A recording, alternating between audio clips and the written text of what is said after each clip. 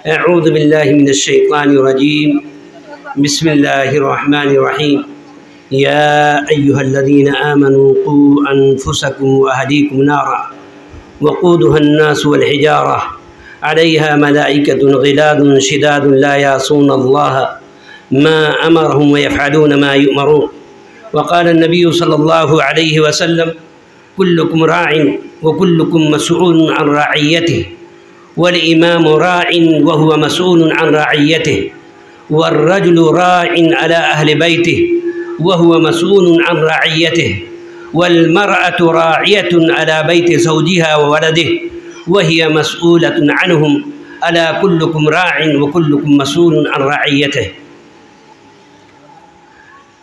बिरादरान इस्लाम, मुअज़्ज़ज़ सामीईन किराम, बुज़ुर्गों, अज़ीज़ साथियों और हमारी ख़वातीन हज़रात,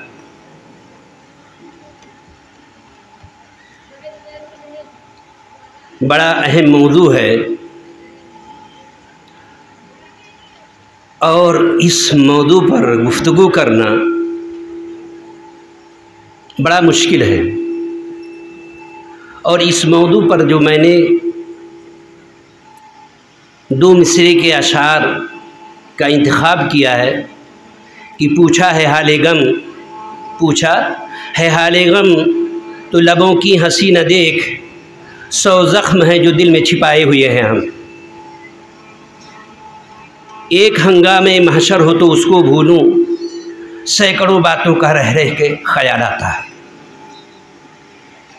मेरे मोहतरम भाइयों, दोस्तों और ख़ुसूसियत के साथ हमारी ख़वातीन हज़रात, हमारी तकरीर का जो मौजू है इस्लाह मुआशरा में हम ख़वातीन का किरदार या ज़िम्मेदारियाँ। मेरे मोहतरम भाइयों, दोस्तों, जो आयत का मैंने इंतखाब किया है उस आयत के बारे में अल्लाह रब्बुल आलमीन ने फरमाया, ईमान वालों, तुम अपने आप को, अपने अहल व अयाल को जहन्नम की आग से बचाओ। सहाबा ने पूछा, अल्लाह के रसूल सल्लल्लाहु अलैहि वसल्लम, ये अपने आप को आग से बचाना, जहन्नम की आग से बचाना तो समझ में आता है, लेकिन अहल व अयाल को किस तरीके से बचाया जाए ये बात समझ में नहीं आती है। अल्लाह के रसूल सल्लल्लाहु अलैहि वसल्लम ने फरमाया, अहल व अयाल को दीनी ज़हनियत दो, औरत का इंतखाब करो तो दीनदार। और ख़ुद अल्लाह के रसूल सल्लल्लाहु अलैहि वसल्लम ने फरमाया, अद्दुनिया कुल्लहा मता व खैरु मताइ दुनिया अल मरअतु सालिहा। कायनात की जितनी सारी चीज़ें हैं वो काबिले इंतफा हैं, वो नेमत हैं, लेकिन उन नेमतों में सबसे बढ़ कर के नेक खातून है, नेक औरत है। अगर हमारी ज़िंदगी में, हमारे मुआशरे में रब्बुल आलमीन ने अगर इस नेमत से नवाजा है तो यकीन मानिए वो मुआशरा, वो सोसाइटी, वो गांव, वो मोहल्ला दिन ब दिन तरक्की करता जाएगा और उसका एक असर होगा पूरी सोसाइटी पर, पूरे मुआशरे पर। उससे जो नस्ल निकलेगी वो बड़ी ही नेक और बड़ी ही तरक्की याफ्ता किस्म की होगी। लेकिन मेरे मोहतरम भाइयों, दोस्तों, अगर हमने औरत का इंतखाब गलत तरीक़े से किया, उसके अंदर दीनदारी नाम की कोई चीज़ नहीं है, उसके अंदर तकवा परहेज़गारी नाम की कोई चीज़ नहीं है, उसके अंदर सुलह सब्र इस किस्म की कोई चीज़ नहीं है, उसके अंदर ताउन अलल बिर्रि वत्तक़वा वला ताउनु अलल इस्मि वल उद्वान वाली बात नहीं है, तो यकीन मानिए ऐसा मुआशरा, ऐसी सोसाइटी, ऐसा गांव, ऐसा मोहल्ला तबाह बर्बाद होकर के रह जाएगा। ये तबाही और बर्बादी इस तरह से आएगी कि एक मुल्क दूसरे मुल्क पर हमला करता है, उतनी तबाही नहीं आती है जितनी तबाही एक औरत के गलत किरदार, एक औरत के गलत तरीक़े के इस्तेमाल करने की वजह से होता है।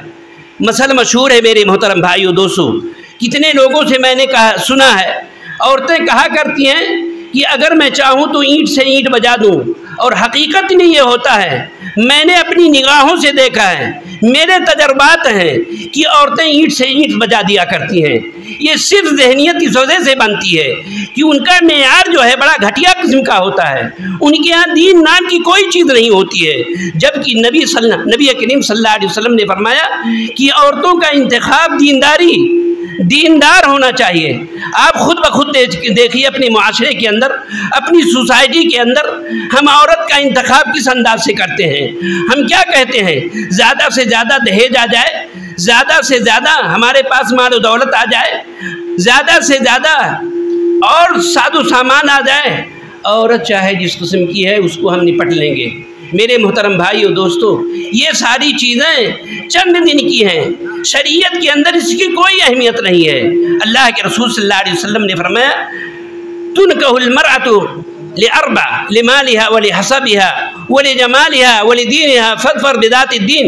अल्लाह के रसूल सल्लल्लाहु अलैहि वसल्लम ने फरमाया कि औरत जो निकाह की जाती है वो 4 चीज़ों की बिना पर, माल की, हसब व नसब, खूबसूरती, लेकिन आप सल्लल्लाहु अलैहि वसल्लम ने जिस चीज़ को तरजीह दी वो क्या है, दीनदार। तो दीनदारी सबसे बुनियादी चीज़ है। अगर दीनदारी है उस औरत के अंदर तो यकीन मानिए उसके पेट के अंदर जो हमल ठहरेगा, उस पेट के अंदर जो बच्चा इस्तिक़रा पाएगा, यकीन मानिए वो दीनदारी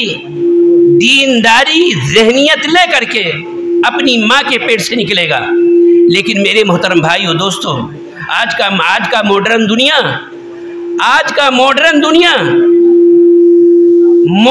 दुनिया के पीछे इस तरह से हम पड़े हुए हैं कि कितनी हमारी ख़वातीन हज़रात हैं, कितनी हमारी माएँ और बहनें हैं, वो कहती हैं, जबकि औलाद ये अल्लाह की बेशबहा नेमत है, रब्बुल आलमीन की बहुत बड़ी दौलत है। इस औलाद के ज़रिए से अल्लाह रब्बुल आलमीन औरत की कद्र कीमत को बढ़ा देते हैं। घर के अंदर उसकी इज्जत व वक़ार होती है, उसकी कीमत बढ़ जाती है। लेकिन कितनी ऐसी मॉडर्न माएँ और बहनें हमारी ख़वातीन हज़रात हैं, शुरू में अगर बच्चा इस्तिक़राए राम हुआ तो खैर फ़ौरन कहती है नहीं, शौहर भी कह देता है, क्योंकि मॉडर्न की दुनिया में वो पहुंच चुका है। वो कहता है हमें औलाद की क्या ज़रूरत है, अभी तो खाने और खेलने के दिन है। मेरे मोहतरम भाइयों दोस्तों, किसी भी हदीस के अंदर ये चीज़ नहीं है कि हमारी माएँ और बहनें, किसी भी हदीस के अंदर नहीं है कि हमारी माएँ और बहनें माने हमल, इसकाते हमल वाली कैफियत अख्तियार करें जिसकी वजह से ये पूरा का पूरा मुआशरा तबाह बर्बाद हो। इस मॉडर्न वाली दुनिया में हमारी ख़वातीन हज़रात बहुत गौर से सुने, हमारी माएँ और बहनें बहुत गौर से सुने। हमारे मुआशरे के अंदर, हमारी सोसाइटी के अंदर ये वबा फैल चुकी है। कितनी हमारी ख़वातीन हज़रात हैं जो पहली मर्तबा अपने शौहर के पास आती हैं, वो कहती हैं दुनिया खेलने और खाने के हैं, अभी हमें बच्चे की ज़रूरत नहीं है। जबकि अल्लाह रब्बुल आलमीन की बेशबहा नेमत है ये औलाद बेशबहा नेमत है।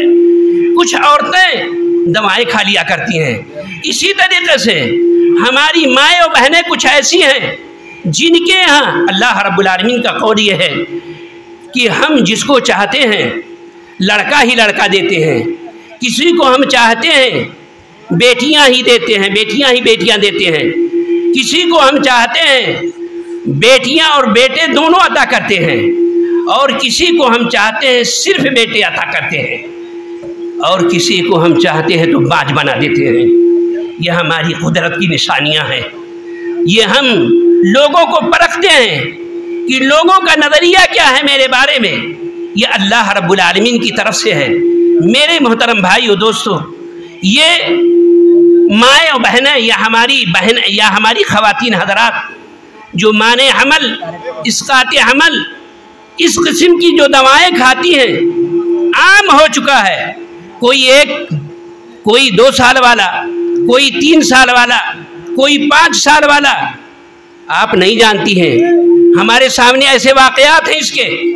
सऊदी अरब के अंदर हमारे एक साथी थे पाकिस्तानी, अल्लाह ने उन्हें बड़ी दौलत दे रखी थी, लेकिन अल्लाह रब्बुल आलमीन ने दौलत के साथ साथ उनके पास औलाद नहीं थी।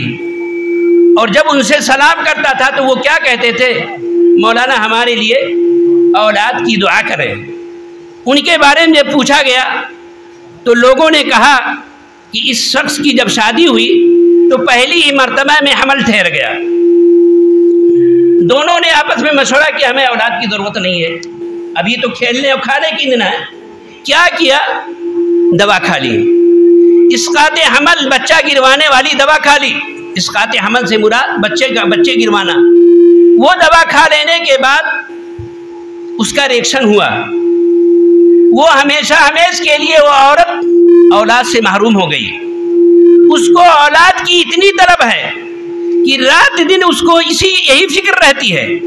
जहां कहीं दावतों में जाती है तो हर एक से यही कहती है मेरे लिए औलाद की दुआ, मेरे लिए औलाद की दुआ करें। और जब भी वो शख्स मुझसे मिलता था वो कहता था कि मौलाना अल्लाह ने मुझे बड़ी दौलत दी है, सिर्फ मेरे लिए औलाद की दुआ करें आप। और मेरे दोस्तों का कहना है कि जिस दिन तेरे यहाँ औलाद हुई 10-20 लोग कहते एक एक बकरा मैं लेकर के आऊँगा। और उस औरत का आलम क्या है सुनिए आप, हमारी खवातीन हजरात गौर से सुने। उस औरत का आलम यह है कि उसके घर जो औरतें बच्चे वाली आती हैं, दूध पिलाते हुए बच्चों को लेकर के आती हैं, जब उनका कोई बच्चा लैट्रिन या बाथरूम कर देता है तो वो पाकिस्तानी औरत कहती है आप नहीं धुलेंगी, धुलूंगी तो मैं धुलूंगी, धुलूंगी तो मैं धुलूंगी। वो किस मकसद से धुलती है? वो इस मकसद से धुलती है कि मेरा मौला हो सकता है खुश हो जाए और मुझे औलाद से नवाज दे। अंदाजा लगाएं आप इस वाक़े से। ये हमारे आंखों देखी है, आंखों देखा वाक़या है। तो मेरे मोहतरम भाइयों दोस्तों और मेरी खवातीन हजरात, ये इसकाते हमल माने हमल की दवाएं आप मत खाएं। रब्बुल आलमीन ने सूरह तकवीर के अंदर फरमाया वइदल मऊदतु सुइलत बिअय्यि ज़म्बिन क़ुतिलत।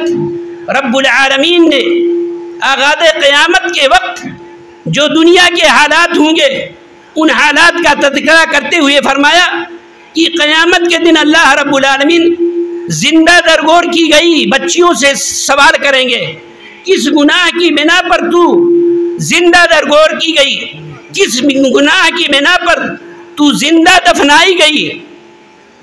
ज़माने जाहिलियत में बेसते नबवी से पहले लोग अपनी बच्चियों को जिंदा दरगोर कर दिया करते थे। बड़ी अजीब और गरीब कहानी है।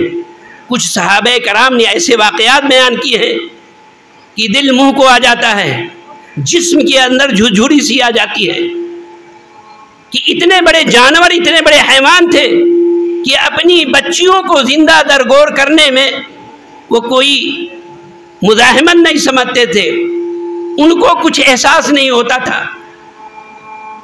तो ज़माने जाहिलियत में तो ये था कि ये जिंदा ले जा करके दफना दिया करते थे। लेकिन आज के मॉडर्न दौर में आज भी वइज़ल मऊदतु सुइलत,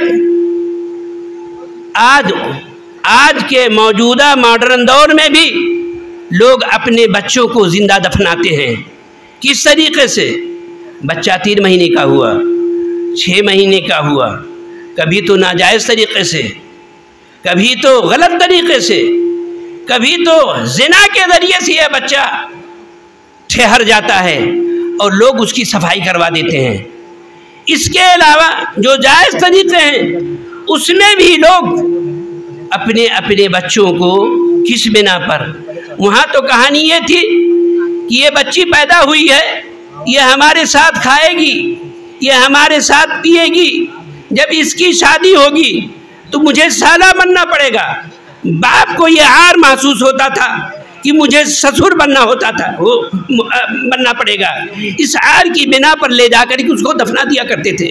अल्लाह रब्बुल आलमीन ने फरमाया ला तक़्तुलू औलादकुम खशियत इमलाक नहनु नरज़ुकुकुम व इय्याहुम। तुम मुफलिसी की वजह से, तंग दस्ती की वजह से अपने बच्चों को कत्ल ना करो, हम तुम्हें भी रोज़ी देते हैं, हम इन्हें भी रोज़ी देते हैं। आज का माहौल कैसा है? अगर 4-4, 5-5 बच्चियां हो गई, कहाँ से ये खाएगी? कैसे इसकी शादी होगी? किस तरीके से इसको हम दूसरे घर भेजेंगे? ये सारी कहानी बनती है। मियाँ माँ क्या कहती है कि 4-4, 5-5 बच्चियां हो गई, लव माने हमल, यानी ऐसी दवा खा ले कि खुद फिर उसके बाद बच्चा ठहरे ही ना। हम आपसे ये सवाल करती हैं, हम आपसे ये पूछना चाहते हैं कि रोज़ी का मालिक आप हो, रोज़ी का मालिक आप हो कि अल्लाह रब्बुल आलमीन है।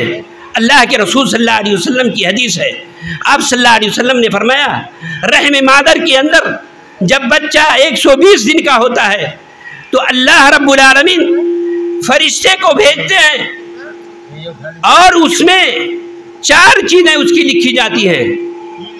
युक्तबु युरसलुल मलक बेकतबि रिज़्क़िही व अजलिही व अमलिही शक़िय्युन अम सईद।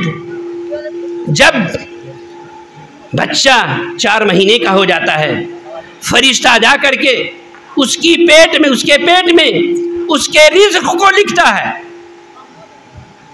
उसके अमल को लिखता है, नेक होगा कि बदबख्त होगा।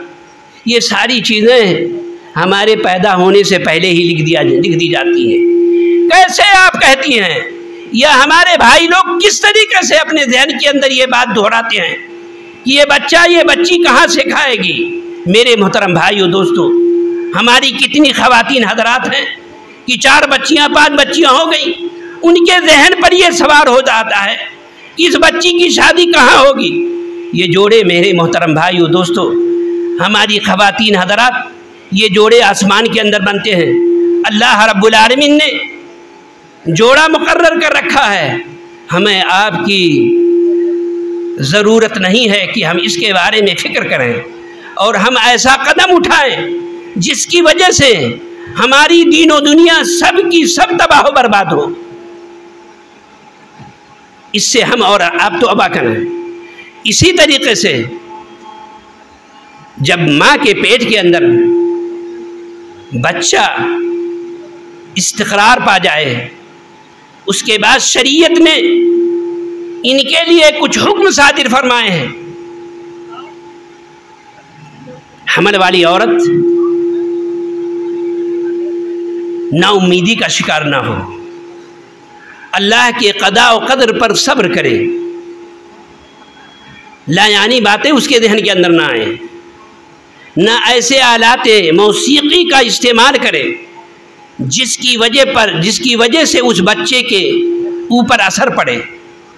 उलमाए तरबिया के लोग यहाँ तक कहते हैं कि शौहर को चाहिए कि उससे लड़े झगड़े ना, उससे गाली गलौज ना करे, उसे सताए नहीं, उससे मारे पीटे नहीं, क्योंकि इन सारी चीज़ों का असर उस हमल पे पड़ता है।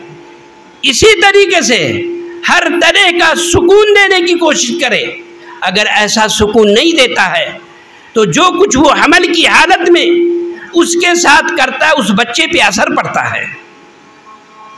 तो इन सारी चीज़ों से एक मर्द के लिए, एक औरत के लिए बचना ज़रूरी है। वदे हमल के बाद, बच्चा पैदा होने के बाद शरीयत ने हुक्म दिया है दाहिने कान में अदान की, जबकि रिवायत कुछ कमज़ोर है लेकिन अक्सर उलमा ने इसको सही करार दिया है। यहाँ सबसे बड़ा सवाल ये है कि शरीयत ने बच्चा पैदा होने के बाद सबसे पहले अदान का हुक्म क्यों दिया? सिर्फ इस बिना पर कि ये बच्चे के जहन के अंदर सबसे पहले तौहीद वाली आवाज़ जाए। अगर औरत ने दौरान हमल अच्छी नियतें की हैं, अच्छे तौर तरीक़े अपनाए हैं, 5 वक्ता नमाज की अदायगी की है, तिलावत कलाम पाक किया है, हमेशा बावजूद रही है। अभी आप ताज्जुब करेंगी कितने हमारे असलाफ की औरतें हैं, बच्चा पैदा हो जाने के बाद जब भी वो दूध पिलाती थी तो बावजूद हो करके, हम में से कौन ख़वातीन हैं, हमारी माएँ बहनें कौन हैं तो जो वज़ू बनाती हूँ, अरे वज़ू बच्चों को पिलाने के बजाय क्या है, कितनी हमारी ख़वातीन ऐसी हैं जो नमाज तक नहीं पढ़ती हैं, जिनको वज़ू का तरीक़ा नहीं मालूम है, जिनको ये पता ही नहीं है ये दुनिया एक दिन तबाह बर्बाद कर दी जाएगी, ये दुनिया फना के घाट उतार दी जाएगी, एक दूसरी दुनिया कायम की जाएगी जिसमें हमें अपने अमलों का हिसाब व किताब देना है। कुछ नहीं इल्म है। वो ये सोचती है कि ये दुनिया सिर्फ बनी है खेलने और खाने के लिए। ये चंद साल के जो मौके हमें मिले हैं वो सिर्फ इस बिना पर मिले हैं ताकि हम ऐशो इशरत की ज़िंदगी गुजार लें। मेरे मोहतरम भाइयों दोस्तों, और खुसूसियत के साथ हमारी ख़वातीन हज़रात, ये दुनिया आखिरत की खेती है। यहाँ हमें अपने आप को बनाना है, हमें संवारना है। अल्लाह रब्बुल आलमीन की यहाँ हमें हिसाब व किताब देना है। फमन यअमल मिस्काल ज़र्रतिन खैरन यरह व मन यअमल मिस्काल ज़र्रतिन शर्रन यरह। अगर दुनिया की ज़िंदगी में हमने ज़र्रा बराबर नेकी की होगी तो उसका भी बदला हमें मिल जाएगा, और अगर ज़र्रा बराबर हमने बुराई की होगी तो उसका भी बदला मिल जाएगा।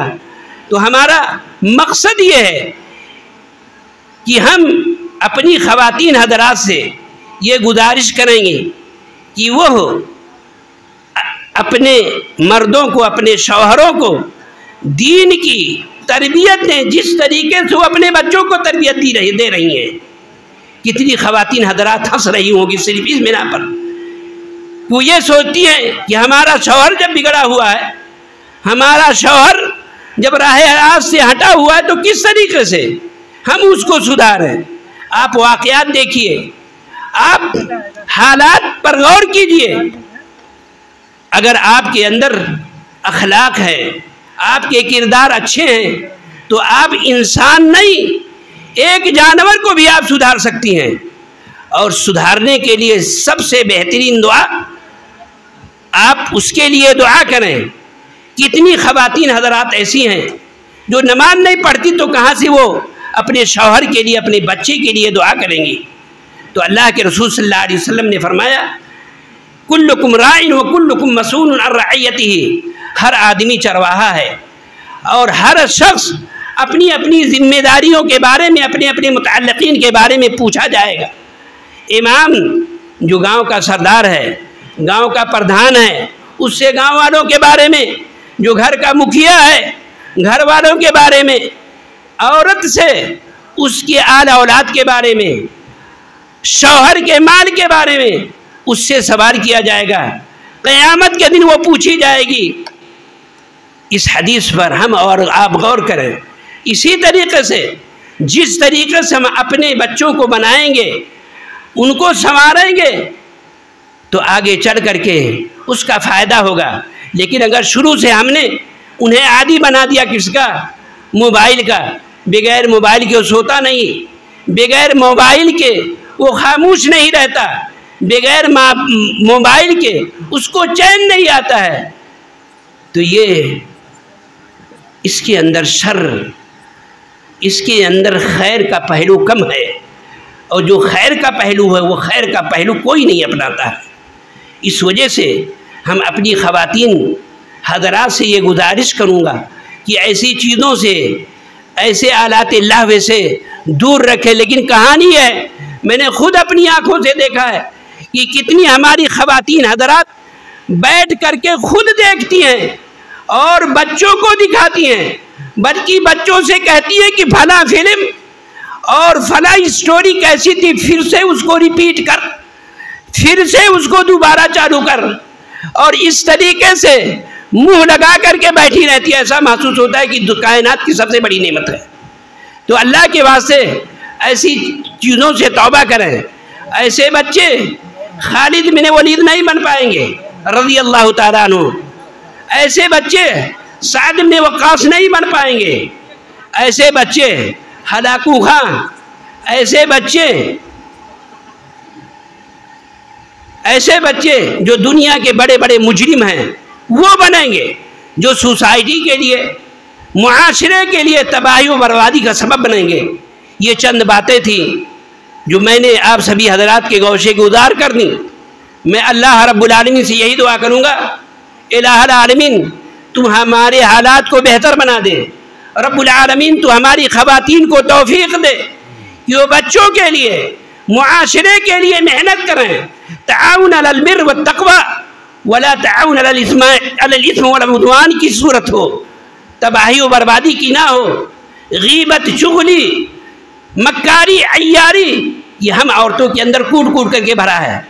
कितने खानदान ऐसे हैं जो हम औरतों ने तबाह व बर्बाद कर दिए। कितने खानदान ऐसे हैं जिनको हमने और आपने सूली पर चढ़ा दिया है।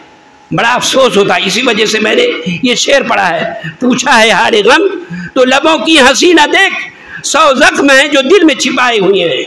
एक हंगामे माशर हो तो उसको भूलूं, सैकड़ों बातों का रह के ख्याल आता है। बड़ी लंबी कहानी है मेरे मोहतरम भाई दोस्तों। और अब मैं ये तकरीर नहीं कर रहा हूँ, कसम खा के कहता हूँ, ये मेरे दिल की आवाज़ है, मेरे ये दिल की आवाज़ है। अगर आप नहीं समझोगे ये तबाही और बर्बादी हमारे लिए मुसल्लम है, यहाँ से कोई नहीं निकलेगा और ज़िंदगी भर हम पछताएंगे कि कोई हमारे लिए अल्लाह रब्बुल आलमीन के पास सहारा बने, हमारी कोई रहनुमाई बने, हमारा कोई लीडर बने। कभी नहीं हो सकता है। अल्लाह से दुआ है आलमीन तू हमारे हालात को बेहतर कर दे। रब्बुल आलमीन हमारे बच्चों को दीनी तालीम से हमकनार कर दे। रब्बुल आलमीन हमारे बच्चों की तालीम को किताब और सुन्नत की रोशनी में हासिल करने की तौफीक अता फरमा। हम देखते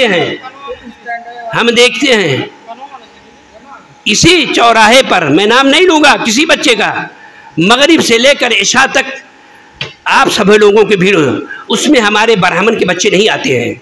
मगरिब से लेकर इशा तक यही मौलाना हमारे बगल में बैठे हुए, हमसे उम्र में काफ़ी बड़ा है, काफ़ी बड़े हैं। इनसे पूछिए कि कैसे तालीम इन्होंने हासिल की है।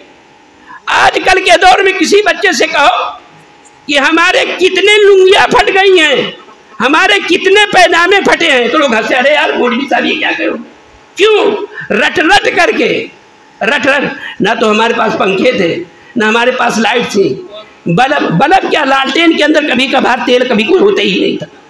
ये जो रोड वाली लाइट है, उस लाइट के नीचे जा करके हम लोगों ने तालीम हासिल की। बड़ी मेहनत, ये चीज़ ऐसे नहीं हासिल होती है। हमारे उस्ताद कहते थे इल्म इतना आसान नहीं है, इल्म इतना आसान नहीं है। वो कहते थे देहाती जुबान में, एड़ी का पसीनमा चोटी और चोटी का एड़ी जब तक पहुंच जाए तो तुम नहीं हासिल कर सकते। हमेशा ये कहते वक्त की कदर करो। हम दुनिया में सबसे ज़्यादा वक्त की नाकदरी हम मुसलमान करते हैं, सबसे ज़्यादा नाकदरी। हमारे पास ना तो कोई आइडियल है, ना ही हमारा कोई मकसद है। हम ये सोचते हैं दुनिया के अंदर सिर्फ खाने, खेलने और अपनी ज़िंदगी को ऐश इशरत में गुजारने के लिए आए हैं। हमारे ऊपर जिम्मेदारी है मेरे मोहतरम भाइयों दोस्तों। अगर हमने अपनी जिम्मेदारी का एहसास ना किया, अगर हमने अपने बच्चों को सही तालीम ना दिलवाई, तो यकीन मानिए इसका खमियाजा हमें भुगतना पड़ेगा। और क़यामत के दिन अल्लाह ताला हमसे सवाल करेंगे और हमारे पास कोई जवाब नहीं होगा। अल्लाह से दुआ है आमीन, तो हमारे हालात बेहतर कर दे। आमीन। हमारे अस्सलाम।